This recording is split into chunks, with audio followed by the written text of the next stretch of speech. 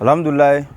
bi amna fayda tellement de di an kan bago nanga bono ma parce que ciment bugu plein ko karamo te fayda di amna fayda tellement di mogo ma munu be fe ka mogo ba kilen balo we mogo ba fla we mogo ba saba ki ga nyina ke ga bay ma siri mogo la jango ka dese ire koro ibi gele bi ta sugula iba fo ko ga nyogome ko golo wala nyogome ko golo ni odima ibe muri do laje walme be sebengela do laje mu be seben don iba fo ka bismillahir rahmanir rahim chien keme woroni bioro ani woro abe dawma ka nyogome shin don kala oni ga ta sugula yiri do be ko timitimini ko doni susu ko ke nasina ala ta ko fe amungo kelen gansan kuma nafa ka dogona iba jogore un coup kunu fa kunno